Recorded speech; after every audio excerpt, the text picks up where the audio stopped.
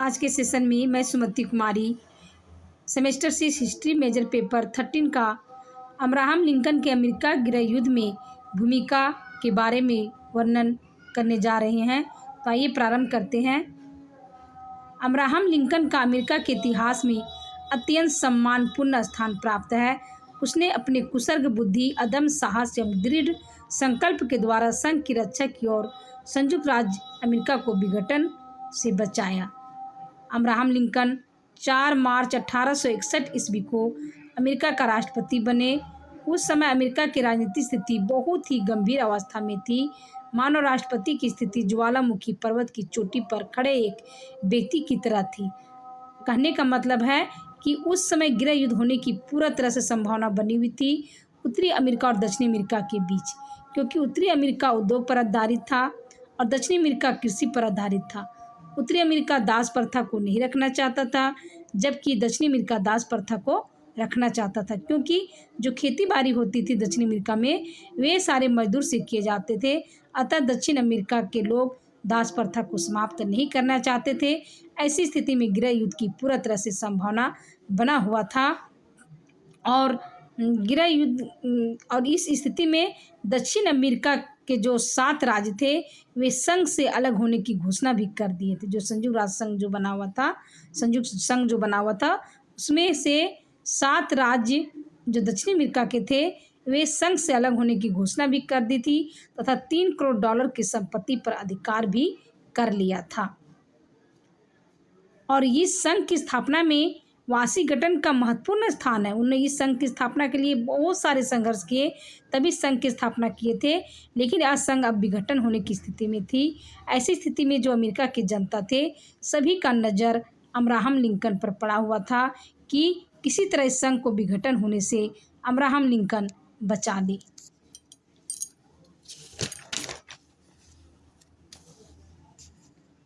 Abraham Lincoln ने अपने उद्घाटन भाषण में स्पष्ट रूप से घोषणा किया था कि संघ संविधान में पुराना है, यानी संविधान से पहले संघ का निर्माण हुआ था और कोई भी राज्य अपनी ओर से संघ को नहीं छोड़ सकता। यानी कि जो संघ में जो शामिल राज्य है उत्तरी अमेरिका को हो या दक्षिणी अमेरिका के, कोई भी अलग नहीं हो सकता है। संघ से पृथक होने का अध्यादेश अवैध, अगर जो संघ से अलग होता है वह अवैध माना जाएगा, वह सही नहीं माना जाएगा और उसकी रक्षा करने वाले हिंसात्मक और उपद्रवकारी और क्रांतिकारी होंगे।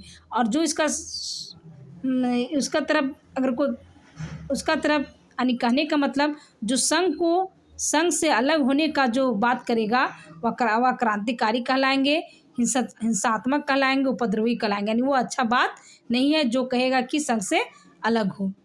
इसके साथ संघ की पृथकता से उत्पन्न विशेष परिस्थिति में वह संयुक्त राज्य अमेरिका के कानून को सभी राज्यों में लागू होगा। अगर संघ से अगर अलग भी होता है फिर भी उसे संघ के नियमों को पालन करना पड़ेगा और उसकी संपत्ति पर संघ का ही अधिकार रहेगा। इसी भाषण के समय स्पष्ट रूप से लिंकन ने घोषणा की थी कि पृथक होने वाले राज्य अपने कदम वापस नहीं लेंगे तो युद्ध होगा। और अब्राहम लिंकन घोषणा में बोले कि अगर कोई संघ से अलग होते हैं और अलग होने की घोषणा करते हैं तो वो गलत है। वह अभी भी समय है कि संघ में शामिल होने की बात करे। अगर वह अलग होने की बात करते हैं तो युद्ध होगा। लेकिन अब्राहम लिंकन यह भी कहे थे कि युद्ध का प्रारंभ संघ की ओर से नहीं होगा। इसलिए दक्षिण के राज्यों को अपना दृष्टिकोण बदलने का आग्रह किया था कि भले युद्ध होगा लेकिन हम अपने तरफ से स्टार्टिंग नहीं करेंगे, है ना। लेकिन दक्षिण अमेरिका वाले कोई भी बात सुनने को तैयार नहीं थे। उन्हें लगता था कि कोई भी उसे पराजित नहीं कर सकता है और दक्षिण वाले कहा करते थे कि तुम उत्तर वाले दक्षिण राज्य के साथ समझौता को आशा करने को छोड़ दो। यानी जो दक्षिणी अमेरिका वाले थे वे किसी तरह का समझौता मानने के लिए तैयार नहीं थे। उनका मानना था कि हम लोग किसी से पराजित नहीं हो सकते हैं और हम लोग न समझौता कर सकते हैं। अब्राहम लिंकन बहुत प्रयास किए समझौता करने का, लेकिन सब बेकार हो गया दक्षिण के विद्रोही राज्यों के विरुद्ध। तब उन्होंने अब्राहम लिंकन ने युद्ध की घोषणा कर दी। आगे देखते हैं कि फोर्ट समस्टर कांड होता है, जिसमें संघ की सभा पर दक्षिण के परिसंघ के सैनिकों ने आक्रमण कर दिया। यानी संघ की जो सभा स्थल थी वहाँ पे दक्षिण के राज्यों ने परिसंघ के सैनिकों ने आक्रमण किया, जिसे देखकर उत्तरी अमेरिका के सभी राज्यों में एकता स्थापित हो गई। यानी जैसे ही दक्षिणी अमेरिका वाले सैनिक संघ पर आक्रमण करता है, वैसे ही उत्तरी अमेरिका के सभी राज्य एक हो जाते हैं और सभी अब्राहम लिंकन को अपना नेतृत्व करता मान लेते हैं कि अब जो भी करेंगे अब्राहम लिंकन करेंगे। और 75,000 जो थे स्वयंसेवक संयुक्त राज्य के कानून को लागू करने के लिए परिसंघों के तटों की नाकाबंदी का आदेश दे दिए। इस प्रकार युद्ध स्टार्ट हो गया।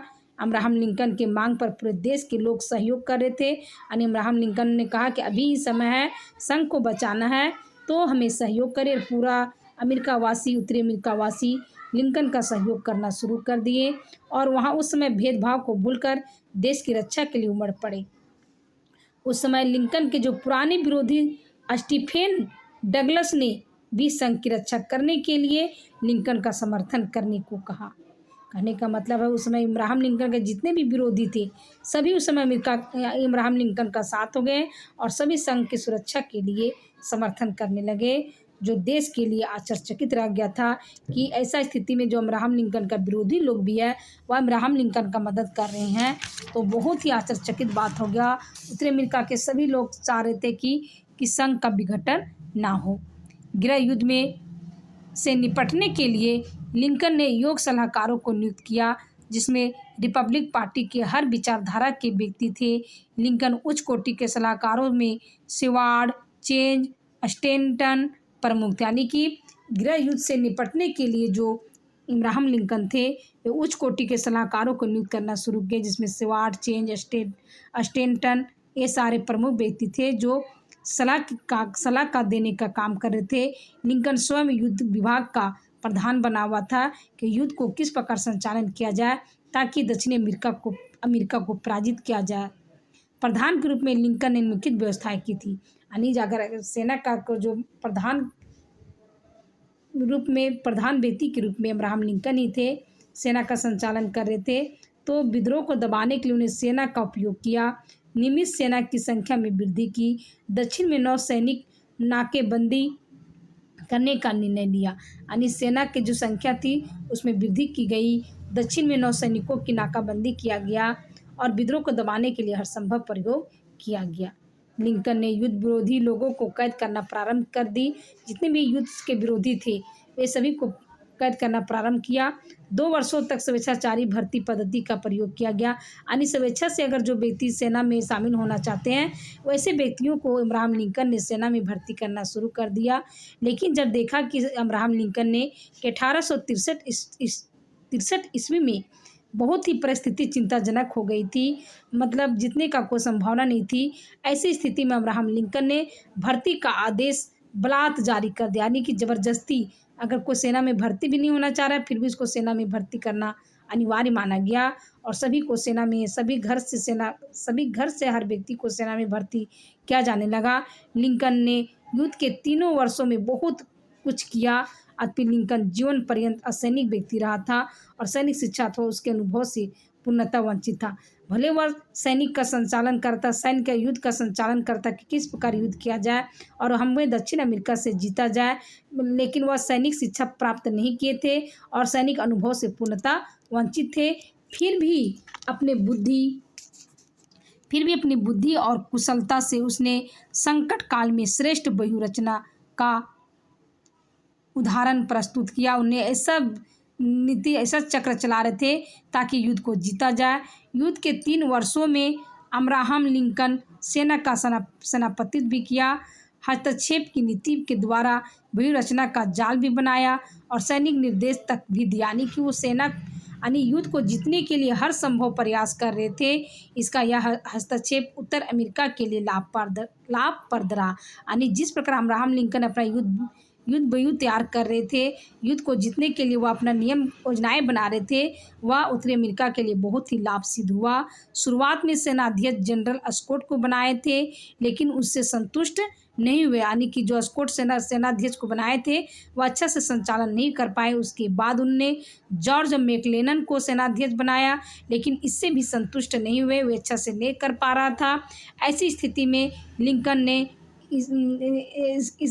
लेकिन असंतुष्ट नहीं हुए। उसके बाद जॉर्ज मैकक्लेनन को सेनाध्यक्ष बनाया, लेकिन अब्राहम लिंकन इसके कार्यों से भी संतुष्ट नहीं हुआ।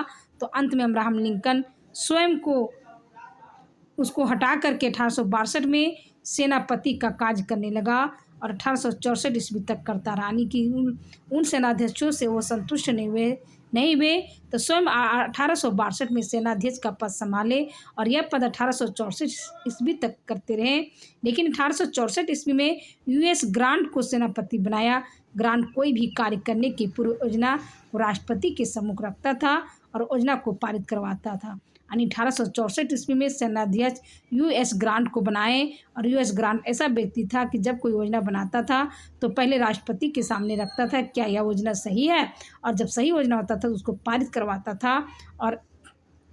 और हेलेक को स्टाफ का प्रमुख बनाया गया।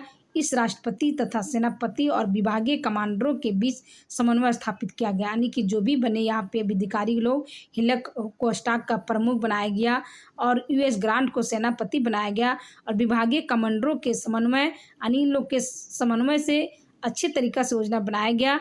और जो प्रबंध कार्य, और इससे क्या होता है कि जो प्रबंध कार्य, जो भी कार्य हो रहे थे वह सफल सिद्ध होने लगा, क्योंकि तीनों का जो भी योजनाएं बन रहा था, तीनों के विचार से, तीनों के दिमाग से हो रहा था, जो भी कार्य हो रहा था। उसके बाद क्या होता है कि जो युद्ध चल रहा था वह सफल होने लगा और सफल सिद्ध होने लगा। उत्तरी अमेरिका के लोग सेना जीतने लगा और लिंकन के निर्देश में संघ की सेना की जीत होने लगी। और 26 मई 1865 ईस्वी तक परिसंघ किसको कहा जा रहा है? दक्षिण अमेरिका के राज्यों को। तो 26 मई 1865 ईस्वी तक परिसंघ यानी दक्षिण अमेरिका के सभी सेनाओं ने आत्मसमर्पण कर दिया। जब सेनाध्यक्ष स्टॉक, अब्राहम लिंकन सबका जब मिली तरीक़ा से जब योजनाएं बनी तो उत्तरी अमेरिका यानी संघ है सो जीतने लगा और दक्षिणी अमेरिका यानी परिसंघ है सो हारने लगा। और लास्ट में सभी सेनाएं यानी दक्षिण अमेरिका के सभी सेनाएं आत्मसमर्पण कर दिया। इसी बीच क्या होता है कि 4 मार्च 1865 को लिंकन ने राष्ट्रपति के रूप में अपना द्वितीय कार्यकाल प्रारंभ किया। यानी पहला कार्यकाल खत्म हो गया उनका, 1865 ईस्वी में उनका द्वितीय कार्यकाल राष्ट्रपति के रूप में शुरू हुआ। उसने अपने उद्घाटन भाषण में अविस्मरणीय शब्दों का प्रयोग करते हुए वह सब करने के लिए कहा जिसमें न्यायपूर्ण तथा स्थायी शांति स्थापित हो सके। यानी अब्राहम लिंकन ने कहा कि वो कार्य करने के लिए तैयार रहिए जिससे कि न्यायपूर्ण हो तथा स्थायी शांति स्थापित हो जाए, तो उसके लिए कुछ भी करने के लिए तैयार होना चाहिए। दुर्भाग्यवश युद्ध का अंत और शांति स्थापित देखने के लिए वह जीवित नहीं रह सका। यानी युद्ध लास्टिंग हो रहा था, तभी क्या होता है कि 14 अप्रैल 1865 को जब वाशिंगटन शहर के एक थिएटर में वह नाटक देख रहे थे कि उसी वक्त जॉन बिकल्स बुथ नामक एक अर्ध पागल ने उसकी हत्या कर दी। यानी जब वो थिएटर में नाटक देख रहे थे उसी वक्त एक अर्ध पागल व्यक्ति जाता है और उनका हत्या कर देता है। लिंकन की गणना विश्व के महान पुरुषों में करना अत्यंत उचित है। अमेरिका में उनका स्थान राष्ट्रपति वाशिंगटन के बाद आता है। अन्य उन्हें अमेरिका को शांति स्थापित करने के लिए उन्हें हर कुछ करने के लिए तैयार थे। धन्यवाद।